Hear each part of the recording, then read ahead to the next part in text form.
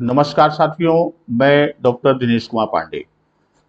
साथियों, हम लोगों ने पहला चैप्टर वर्ण परिचय या ध्वनि परिचय पर अध्ययन कर लिया है और उस पर आधारित प्रमुख प्रश्नों को हम लोग यहाँ पर आज चर्चा करते हैं।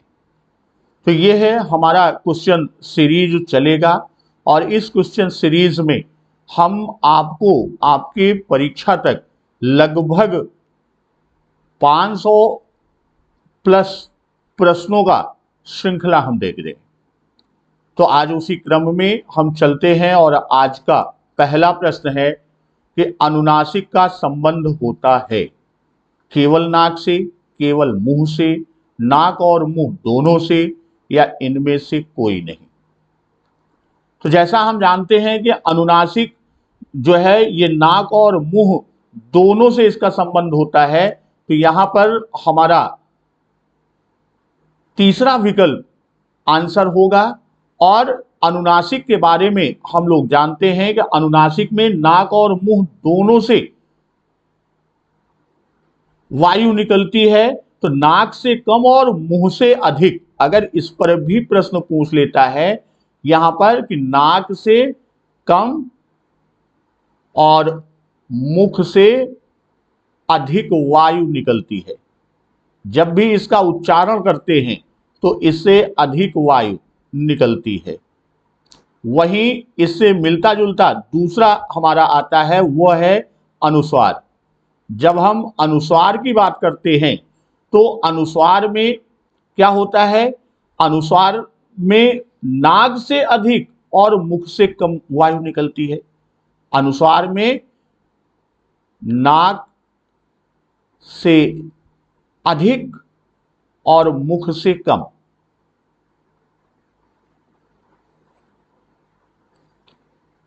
नाक से अधिक और मुख से कम। तो यहां अनुस्वार और अनुनासिक में संबंध भी पूछता है, उनमें अंतर भी पूछता है। तो इनका अंतर भी यही है, जब अनुस्वार की बात करेंगे तो नाक से अधिक मुख से कम वायु निकलती है, और अनुनासिक में नाक से कम और मुख से अधिक वायु निकलती है। फिर दूसरा प्रश्न, अनुनासिक व्यंजन कौन से होते हैं? वर्ग के प्रथमाक्षर, वर्ग के तृतीयाक्षर, वर्ग के चतुर्थाक्षर, या वर्ग के पंचमाक्षर। तो इसमें वर्ग का पंचमाक्षर जो होता है वह हमारा क्या है, वही हमारा आंसर होगा। तो यहां जब हम वर्गीय वर्ग की बात करते हैं तो हमारे 5 वर्ग हैं, का वर्ग, चा वर्ग, टा वर्ग, ता वर्ग और पा वर्ग। ये 5 वर्ग हैं वर्गीय व्यंजन में। तो इसका पंचमाक्षर जो है वो अंगा होता है, इसका या होता है, टा वर्ग का रा, टा वर्ग का ना और पा वर्ग का मा। तो यही पांचों पंचमाक्षर जो हैं, पंचवा अक्षर पंचमाक्षर, यही पंचमाक्षर हमारे क्या होते हैं, अनुनासिक व्यंजन होते हैं। अगला प्रश्न, तालव्य व्यंजन है। जब हम तालव्य व्यंजन की बात करते हैं तो तालव्य व्यंजन में आपका कौन कौन से आते हैं? आपका ई, ह्रस्व और दीर्घ ई आता है, फिर चा वर्ग आता है और श। ये हमारे तालव्य व्यंजन है। और स्वर भी इसमें हमने बता दिया, तालव्य ध्वनि की ही बात कर दिया। स्वर में ई आता है, व्यंजन में चा वर्ग और श आता है। तो यहां चा वर्ग में पांचों वर्ण आपके कौन से? चा, छा, जा, झा और या। तो ये हमारे क्या हैं, ये वर्ग के। और यहां पर चा, छा, जा, झा यानी पहला विकल्प जो है ये हमारा आंसर है कि ये तालव्य व्यंजन है। फिर अगला प्रश्न, उद्यान का शुद्ध वर्ण विच्छेद है। पहले में उ, आधा द, या, अ, न, अ। अब यहां पर ये ना जो है ये गलत है, इसमें आपका या और ना दोनों गलत हैं। यहां तीसरा जो आपका खंड है, ये तीसरा खंड सही है। उ आधा द या आ, ये आपका उद्या हो गया। और न जो है न हलंत धन आ, यहां पर इसका आपका एक ध्वनि, दा की एक ध्वनि, या में दो ध्वनि और ना में दो ध्वनि। तो वो आपका विकल्प क्या होगा? तीसरा विकल्प हमारा उत्तर होगा। फिर अगला प्रश्न, निम्नलिखित में से कौन टा वर्ग में नहीं है? तो यहां जब हम टा वर्ग की बात करते हैं तो टा वर्ग में हमारा होता है टा, ठा, डा, ढा और णा। तो यहां पर धा जो है ये टा वर्ग का नहीं है, तो ये है किसका? ये ता वर्ग का व्यंजन है। तो आपका विकल्प 3 जो है वो आपका आंसर होगा। ये प्रश्न, लिखित भाषा में मूल ध्वनियों के लिए जो चिन्ह मान लिए गए हैं और जिस रूप में ये लिखे जाते हैं उसे कहते हैं, उसे हम लिपि कहते हैं। जैसा हम लोगों ने पाठ में, वीडियो में देखा था कि हमारे लिए मूल क्या है? भाषा की मूल इकाई ध्वनि है। और इन ध्वनियों के लिए हम विभिन्न प्रतीक निर्धारित किए हैं, और जो प्रतीक होते हैं वही हमारे क्या हैं? वर्ण हैं। अब इन्हीं प्रतीकों की जो श्रृंखला होती है, वही श्रृंखला ही क्या होती है? वह हमारी लिपि होती है। तो यहां मूल ध्वनियों के लिए जो प्रश्न पूछा गया कि मूल ध्वनियों के लिए जो चिन्ह मान लिए गए, तो जो चिन्ह माने गए मूल ध्वनियों के लिए, जो ध्वनि है उसके लिए जो चिन्ह या प्रतीक माने गए, वह क्या है? वह हमारी लिपि कही जाती है। तो यहां पर भी तीसरा विकल्प आंसर होगा।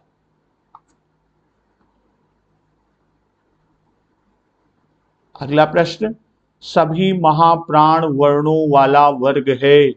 अब यहां पर सभी यानी जो तीन तीन के समूह दिए गए हैं, तीनों महाप्राण के होने चाहिए। अब यहां महाप्राण यानी प्राण वायु के आधार पर दो हम लोगों ने भेद पढ़ा, एक अल्प प्राण और दूसरा महाप्राण। तो अल्प प्राण में हमारे सभी स्वर आते हैं, तो इसमें स्वर कोई है नहीं। महाप्राण में स्वर एक भी नहीं है, क्योंकि सभी स्वर किसमें आते हैं? वह अल्प प्राण में। फिर जब हम व्यंजन की बात करते हैं तो इसमें वर्ग के पहला, तीसरा और पांचवा अल्प प्राण है, और दूसरा और चौथा वर्ग का दूसरा और चौथा महाप्राण में है। फिर इसमें अंतस्थ आता है। महाप्राण में संघर्षी या ऊष्मी आता है। इसमें अनुस्वार, अल्प प्राण में अनुस्वार आता है और महाप्राण में विसर्ग आता है। तो अब यहां जो दिया गया है, तो अगर हम देखें तो खा, छा, ठा, ये खा, छा और ठा ये किस में जाएंगे? ये महाप्राण में जाएंगे। भाई अगर इसका आप देखिए कि ये पहला, तीसरा और पांचवा, तो अब का खा दूसरा है, फिर छा, चावर का चा, छा ये भी दूसरा है, और फिर टा, ठा ये भी दूसरा। तो यहां पर सी क्या होगा? ये हमारा आंसर होगा।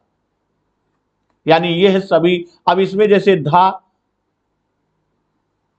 चा और ड, तो चा ही पहला किसमें है? अल्पप्राण, यानी ये है विकल्प नहीं। या ये अंतस्थ है और ये अल्प प्राण में है, ये विकल्प नहीं।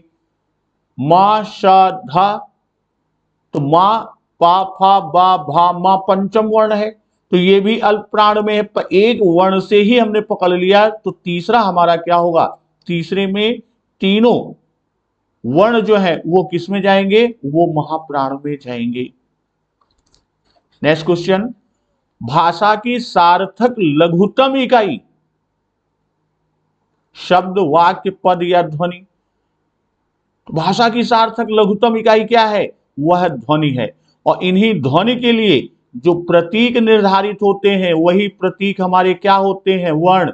और इन्हीं प्रतीकों की जो श्रृंखला होती है उसी श्रृंखला को हम क्या कहते हैं, यानी जो संपूर्ण समूह माला बनती है उसी को हम क्या कहते हैं, वो हमारी लिपि होती है।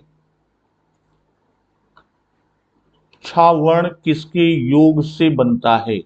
काचा, काछा, काशा और का मूर्धन्य शा। तो यहां हम जानते हैं कि संयुक्ताक्षर जो वर्णमाला के संयुक्ताक्षर हैं उसमें हमारे 4 वर्ण आते हैं, छ, त्र, ज्ञ और श्र। तो छा जो होता है वो का हलंत धन सा मूर्धन्य से बनता है। त्रा जो है वो ता हलंत और रा का योग है। ज्ञा जो है वो जा हलंत और या का योग है। और श्रा जो है वो शा हलंत और रा। तो यहाँ अच्छा किसका है? का हलंत और मूर्धन्य सा। और ये चौथा विकल्प इसमें क्या है? इसमें हमारा आंसर होगा। विसर्ग से बना शब्द कौन सा है? अधः, द्वित्व, निष्प्रिय, थोड़ा सा। तो यहां देखने में ही ये निष्प्रिय या ये विसर्ग से बना हुआ शब्द है और यही क्या होगा? यही हमारा आंसर होगा। अगला प्रश्न, इनमें से ओ का उच्चारण स्थल कौन सा है? दंत, कंठ, मूर्धा या ओष्ठ? कंठ और ओष्ठ। तो ओ को अगर हम देखते हैं, जैसे हम आ का उच्चारण और उ, इन दोनों के योग से ओ बनता है। तो आ कहां से है? कंठ से है। और उ कहां से है? उ ओष्ठ से है।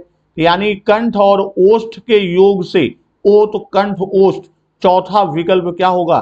चौथा विकल्प अपना उत्तर होगा। नेक्स्ट क्वेश्चन, किन ध्वनियों को अनुस्वार कहा जाता है? स्वर के बाद में आने वाली नासिक ध्वनियां, स्वतंत्र रूप से उच्चरित ध्वनियां, स्वर के साथ आने वाली ध्वनियां, व्यंजन के बाद में आने वाली ध्वनियां। भाई ये व्यंजन के बाद, चूंकि अनुस्वार और विसर्ग दो वर्ण ऐसे हैं, अनुस्वार और विसर्ग ये दो वर्ण ऐसे हैं कि इन्हें कहा जाता है क्या? इन दोनों को अयोगवाह, यानी यह किसी के साथ नहीं फिर भी साथ है। तो ये स्वर के बाद में आने वाली जो नासिक की ध्वनियां होती हैं वो अनुस्वार होती हैं। तो पहला विकल्प क्या होगा? आंसर होगा। इनमें से कौन सा वर्ण स्पर्श व्यंजन नहीं है? क, च, य और ट। तो क स्पर्श व्यंजन है का वर्ग का, ये है। चा वर्ग का है। या ये स्पर्श व्यंजन नहीं है क्योंकि यह कौन सा है? यह अंतस्थ है। और टा भी आपका स्पर्श, यानी आपका विकल्प 3 जो है वो क्या होगा? वो आपका आंसर होगा। नेक्स्ट क्वेश्चन, टा वर्ग उच्चारण की दृष्टि से किस प्रकार की ध्वनि है? कंठ, तालव्य, मूर्धन्य या ओष्ठ?